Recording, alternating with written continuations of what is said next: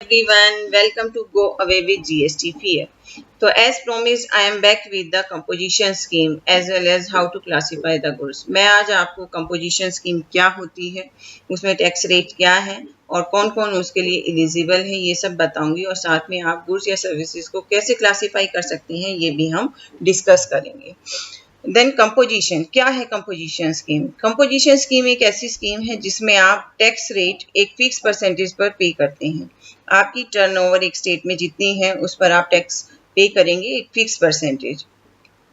Composition scheme में जाने के लिए आपकी एलिजिबिलिटी तभी होगी अगर आपकी लास्ट ईयर जो टर्नओवर थी या रिसीप्ट जो है 75 लाख से कम थी, यानी कि अगर आपकी 75 लाख से ज़्यादा है then you can't opt for the composition scheme. लेकिन कुछ स्पेशल कैटेगरी स्टेट्स हैं जैसे कि अरुणाचल प्रदेश, हिमाचल प्रदेश, मेघालय, मिजोरम, नागालैंड, सिक्किम, त्रिपुरा एटसेट्रा, इन सभी में जो है ये लिमिट अभी 50 लाख की है। But Uttarakhand which is a special category state the limit is 75 lakh, यानी कि उत्तराखंड में भी ये लिमिट अभी 75 लाख की है। Tax rate under composition scheme, there are the 3 category of tax rates: 1%, 2.5%, and 0.5%. 1% of the tax rate of 1% of tax rate is applicable to the manufacturer.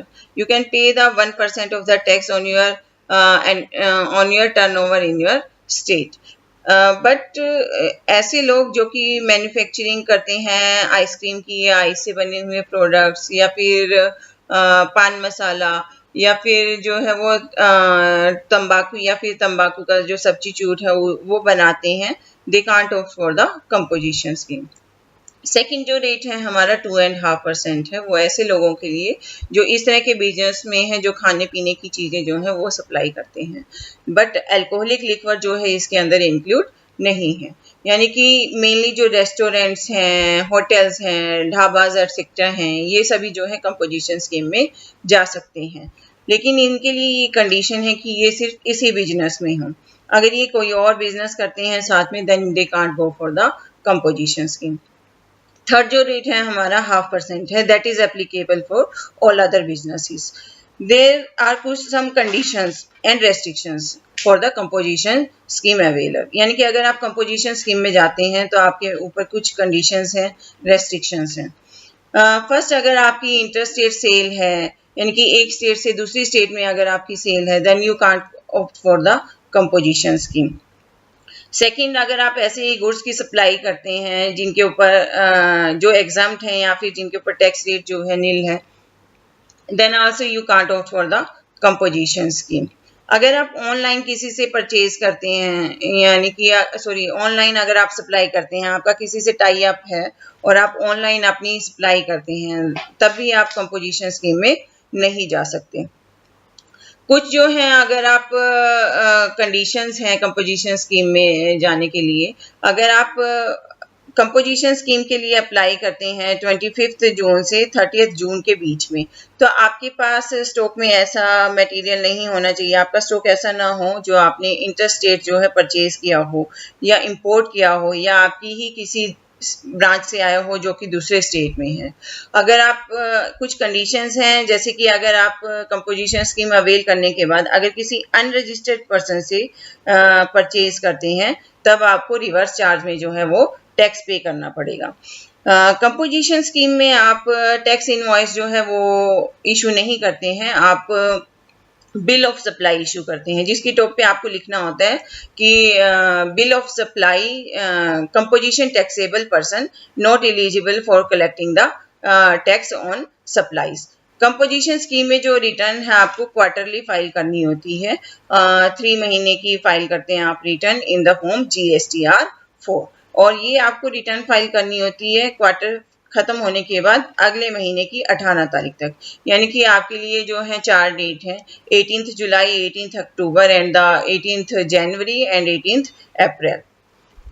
अगर आपकी टर्नओवर ड्यूरिंग द ईयर अगर exceed कर जाती है limit से या फिर आपकी कोई कंडीशन आप फुलफिल नहीं कर पाते हैं आपकी इंटरस्टेट सेल है या आप जो है ऑनलाइन जो है वो आप टाई अप कर लेते हो किसी से, देन आपको जो है कंपोजिशन स्कीम से बाहर निकलना होता है और आपको इसके लिए विद इन 7 डेज जो है इंटीमेशन देनी पड़ती है।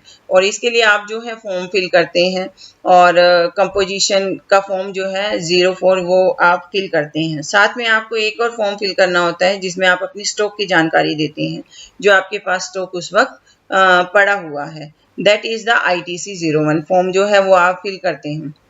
ये सब इंटीमेशन आपको 30 दिनों के अंदर अंदर भेजनी होती है, ITC वाली। और अगर आप कंपोजिशन स्कीम से ऑप्ट आउट कर रहे हैं वो आपको विद इन 7 डेज जो है वो भेजना होता है फॉर्म। अब बात करते हैं हम गुड्स की और सर्विसेज की क्लासिफिकेशन की। क्लासिफिकेशन ऑफ गुड्स और services is very important because इसी के बेस पे जो है आपका टैक्स रेट वो डिसाइड होता है। आपकी जो टैक्स चार्ज करेंगे, कितना चार्ज करेंगे, वो सब इसी के ऊपर डिपेंड करता है कि आप कौन से कोड में फाइल करते हैं।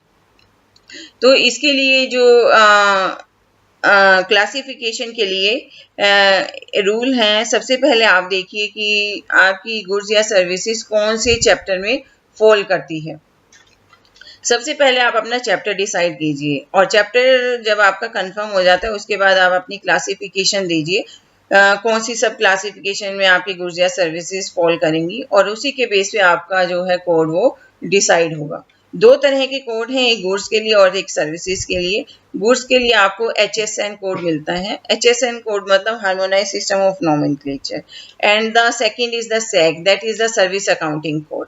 तो ये जो कोड है आपके ऊपर आपकी क्लासिफिकेशन के ऊपर डिपेंड करते हैं। अगर आप क्लासिफाई नहीं कर पा रहे हैं कि आपकी गुड्स या सर्विसेज कौन सी कैटेगरी में फॉल करती हैं या फिर आप टैक्स रेट नहीं डिसाइड कर पा रहे हैं, तो आप उसके लिए एडवांस रूलिंग का सहारा ले सकते हैं। एडवांस रूलिंग में आपको जो है अथॉरिटीज बताएंगी आपका कौन सी उसमें फॉल करता है और आपको वो प्रोविजनल बेस पे जो है टैक्स पे करने के लिए कह सकती हैं। GST आने के बाद हो सकता है आपकी गुड्स या सर्विसेज पे जो है रेट थोड़ा सा हाई हो गया हो, but don't get panic and try to classify your goods in the category which attracts the lower rate. मतलब आप ऐसी कोशिश ना करें कि आप ऐसी कैटेगरी में अपनी गुड्स या सर्विसेज दिखाएं कि आपके ऊपर टैक्स रेट जो है कम लगे, बिकॉज हो सकता है अभी आप ये करें बट बाद में जो है आपको परेशानी का सामना करना पड़ सकता है, बिकॉज रिट्रोस्पेक्टिव इफेक्ट से आपको tax interest with penalty and interest जो है आपको पे करना पड़ सकता है। That is really very hard for you. तो आप जो है इसके लिए कोशिश करें कि प्रॉपर ही आपकी क्लासिफिकेशन हो। अभी आप शुरू में जो अपने क्लाइंट से चार्ज कर लेंगे, ये टैक्स जो है आप लगा देंगे, that will be easy to digest for him, because अभी GST की जो तैयारियां चल रही हैं तो एवरीवन इज नो कि उसे हो सकता है थोड़ा ज़्यादा पे करना पड़े। तो आप इसीलिए अभी से अपना माइंड अच्छे से प्रिपेयर कर लीजिए और आपके जो सप्लायर्स हैं या रिसीवर्स हैं, क्लाइंट्स हैं, वो भी अपना माइंड पूरी तरह से प्रिपेयर कर लेंगे। लेकिन अगर आप अभी लोअर रेट चार्ज करते हैं और बाद में आप के ऊपर पेनल्टी लग के या कुछ है, मतलब आपको पता लगता है कि नहीं आपको ज़्यादा टैक्स रेट चार्ज करना था, तो आपके लिए उनको कन्विंस करना जो है मुश्किल हो जाएगा। So be careful and place every step very carefully, wisely, and thanks for watching the video, and mail your queries at the dbassociatesfirm@gmail.com. Thank you very much.